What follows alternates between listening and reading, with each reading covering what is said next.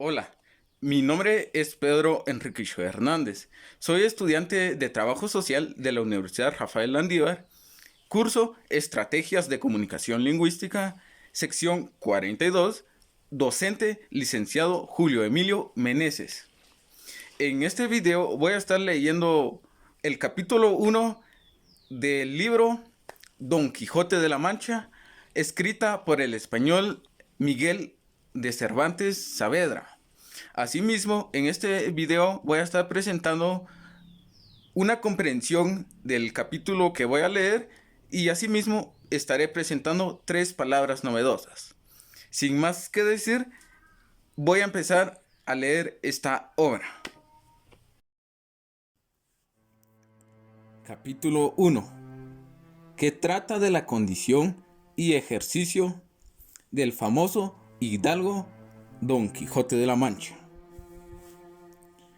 En un lugar de la Mancha, de cuyo nombre no quiero acordarme, no ha mucho tiempo que vivía un hidalgo de los Lanza en Astillero, adarga antigua, rocín, flaco y galgo corredor. Una olla de algo más vaca que carnero, salpicón las más noches, duelos y quebrantos los sábados, lentejas los viernes, algún palomino de añadidura los domingos, consumían las 3 partes de su hacienda.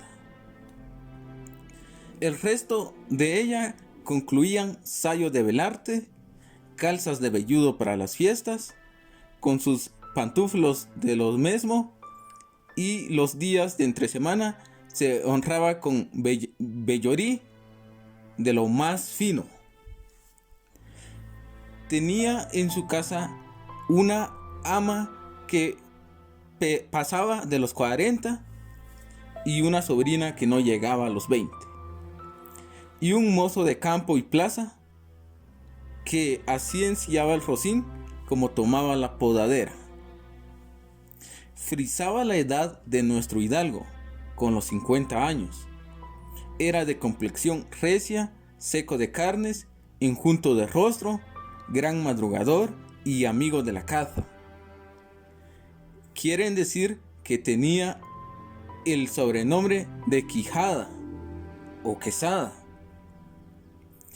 Que en esto hay alguna diferencia en los autores que de este caso escriben, aunque por conjeturas verosímiles se deja entender que se llamaba Quijana. Pero esto importa poco a nuestro cuento.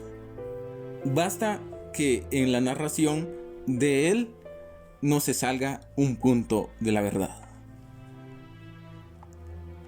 Es pues de saber que este sobredicho hidalgo, los ratos que estaba ocioso, que eran los malos del año, se daba a leer libros de caballerías con tanta afición y gusto, que olvidó casi de todo el punto del ejercicio de la caza y aún la administración de su hacienda. Y llegó tanto su curiosidad y desatino en esto, que vendió muchas hanegas de tierras de sembradura para comprar libros de caballerías en que leer. Y así llevó a su casa todos cuantos pudo haber de ellos.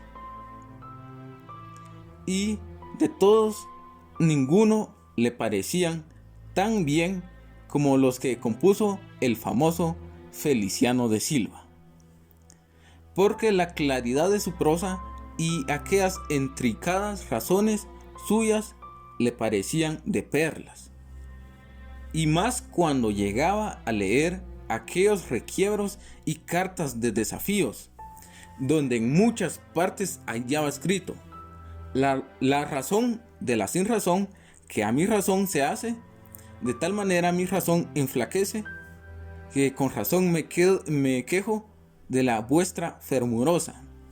Y también cuando leía: los altos cielos que de vuestra divinidad divinamente con las estrellas os fortifican y os hacen merecedora del merecimiento que merece la vuestra grandeza.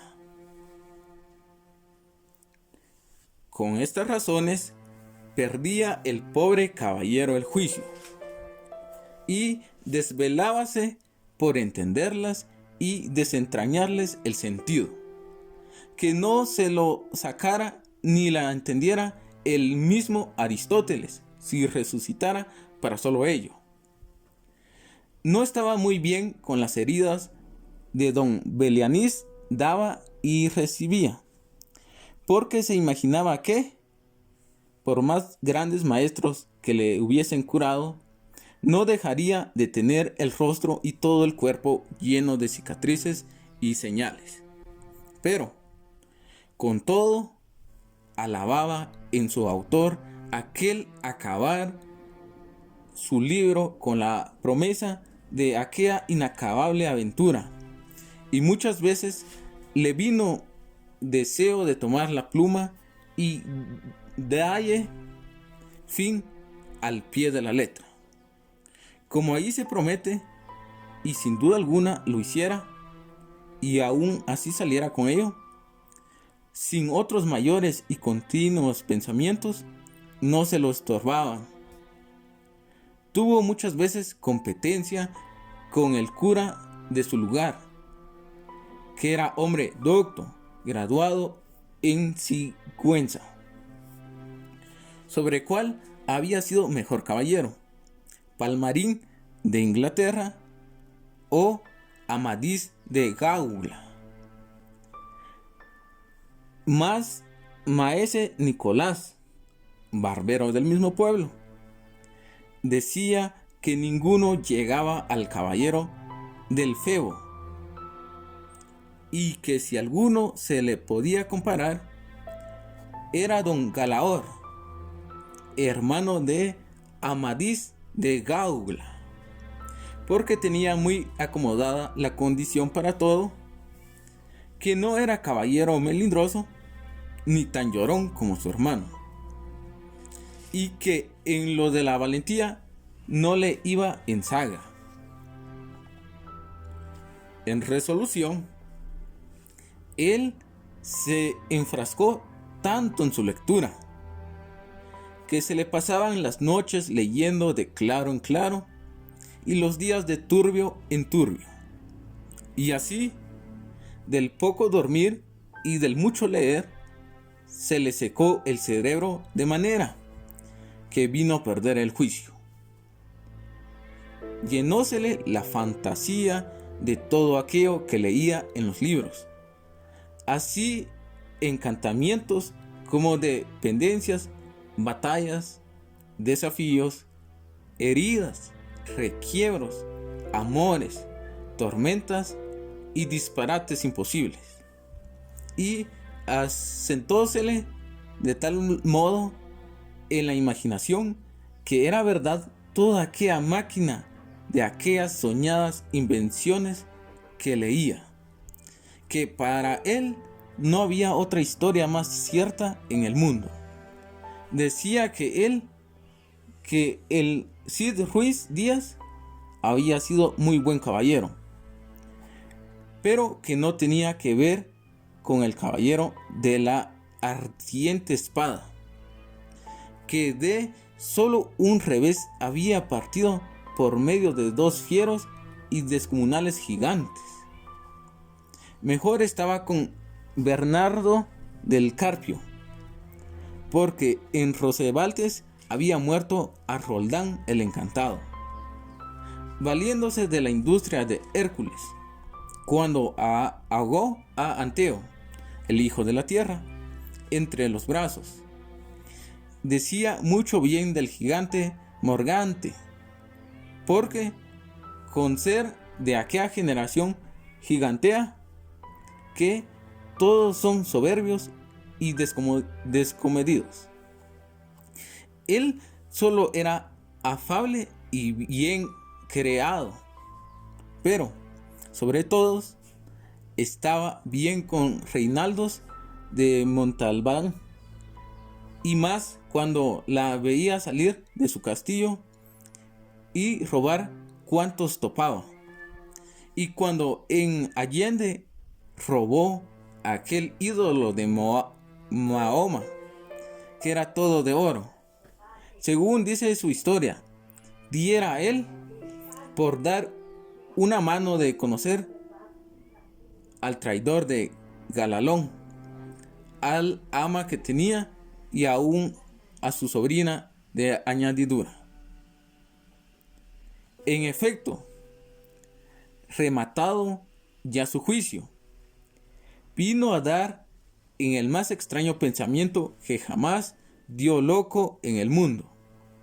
Y se fue que le pareció convenible y necesario, así para el aumento de su honra como para el servicio de su república, hacerse caballero andante y irse por el mundo con sus armas y caballo a buscar las aventuras y a ejercitarse en todo aquello que él había leído que los caballeros andantes se ejercitaban, deshaciendo todo género agravio y poniéndose en ocasiones y peligros donde, acabándolos, cobrase eterno nombre y fama. Imaginábase el pobre ya coronado por el valor de su brazo, por lo menos del imperio de Trapisonda, y así, con estos tan agradables pensamientos, llevado del extraño gusto que en ellos sentía, se dio prisa a poner en efecto lo que deseaba. Y lo primero que hizo fue limpiar unas armas que había sido de sus bisabuelos, que, tomadas de orín y llenas de moho, luengos siglos había que estaban puestas y olvidadas en un rincón.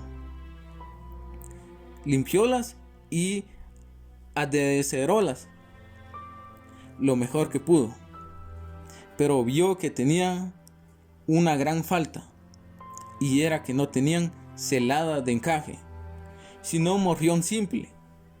Mas a esto suplió su industria, porque de cartones hizo un modo de medida celada, que, encajada con el morrión, hacían una apariencia de celada entera.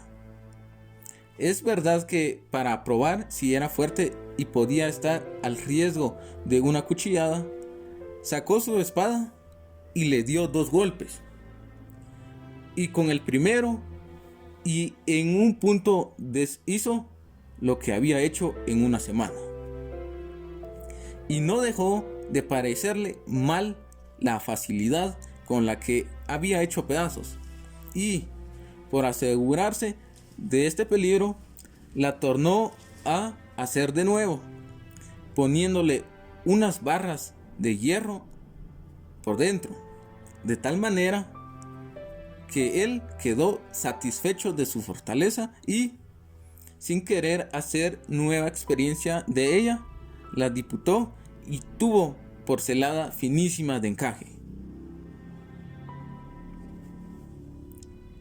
Fue luego a ver a su Rocín, y aunque tenía más cuartos que un real y más tachas que el caballo de Gonela, que Tantum Pelliz, le pareció que ni el bucéfalo de Alejandro ni Babieca, el del Cid, con él se igualaban.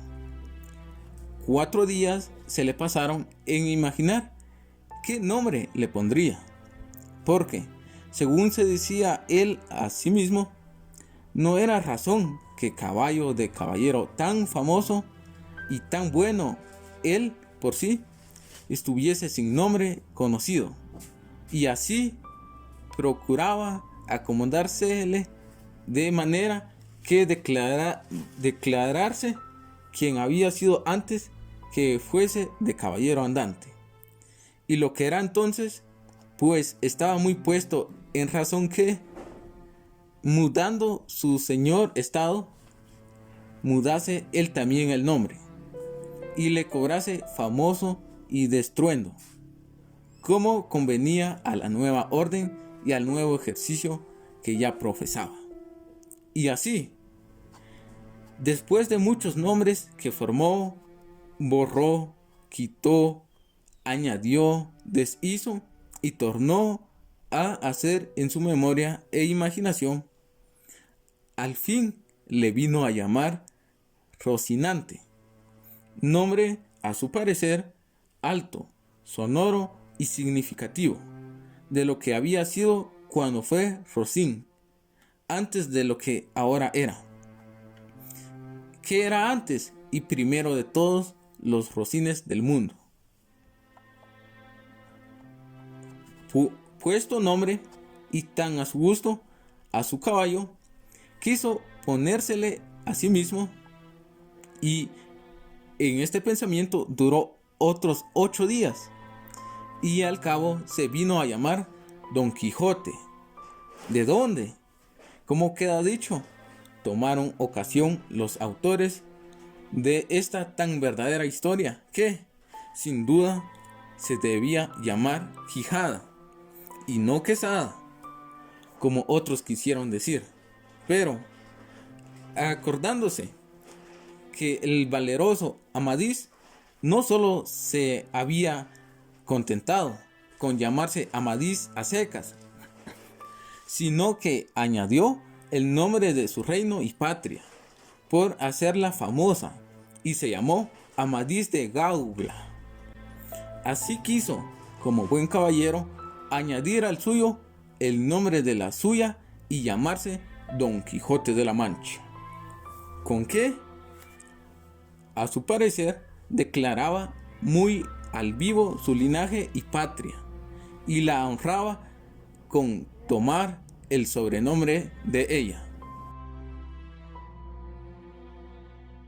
Limpias, pues, sus armas, hechos de morrión celada, puesto nombre a su rocín, y confirmándose a sí mismo, se dio a entender que no le faltaba otra cosa sino buscar una dama de quien enamorarse, porque el caballero andante sin amores era árbol sin hojas y sin fruto, y cuerpo sin alma. Decíase él: si yo, por malos de mis pecados, o por mi buena suerte, me encuentro por ahí con algún gigante, como de ordinario les acontece a los caballeros andantes, y le derribo de un encuentro, o le parto por mitad del cuerpo, o finalmente le venzo y le rindo, ¿no será bien tener a quien enviarle presentado, y que entre y se hinque de rodillas ante mi dulce señora, y diga con voz humilde y rendida: yo, señora, soy el gigante Caraculiambro, señor de la ínsula Malindrania, a quien venció en singular batalla el jamás, como se debe, alabado caballero Don Quijote de la Mancha, el cual me mandó que me presentase ante vuestra merced, para que la vuestra grandeza disponga de mí a su talante. Oh, cómo se holgó nuestro buen caballero cuando hubo hecho este discurso, y más cuando halló a quien dar nombre de su dama, y fue a lo que se cree que en un lugar cerca del suyo había una moza labradora de muy buen parecer, de quien él un tiempo anduvo enamorado, aunque, según se entiende, ella jamás lo supo, ni le dio cata de ello. Llamábase Aldonza Lorenzo, y a esta le pareció ser bien darle título de señora de sus pensamientos, y, buscándole nombre que no disdijese mucho del suyo, y que tirase y se encaminase al de princesa y gran señora. Vino a llamarla Dulcinea del Toboso, porque era natural del Toboso, nombre, a su parecer, músico y peregrino, y significativo, como todos los demás que a él y a sus cosas había puesto.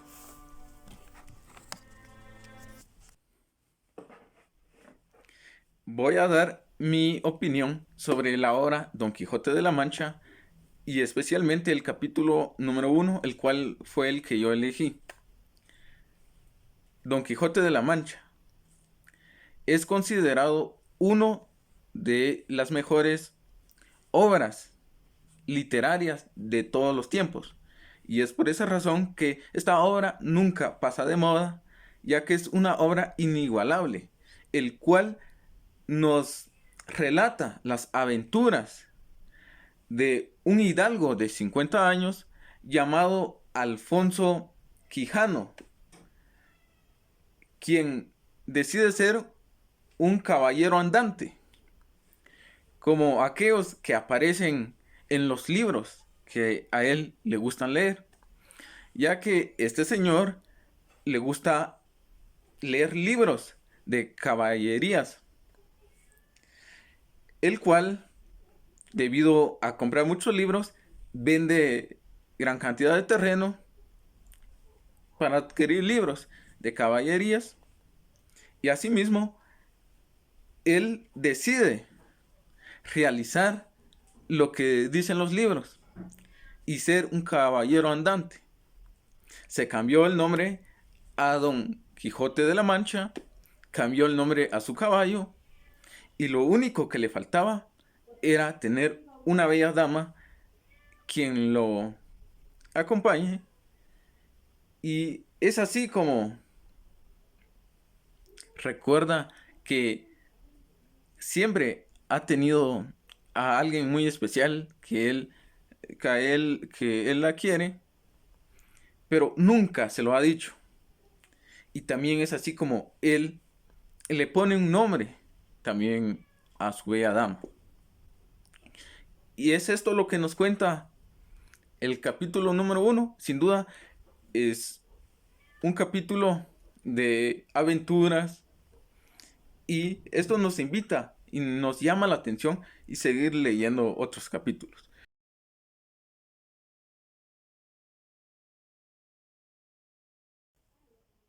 Hidalgo, persona que por linaje pertenecía al estamento inferior de la nobleza. Valeroso. 1. Adjetivo que tiene mucho poder o eficacia. 2. Adjetivo que tiene valentía.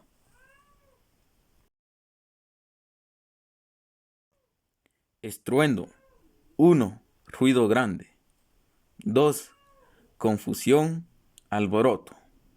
Es importante mencionar que todas estas informaciones lo obtuve del diccionario de la Real Academia de la Lengua Española.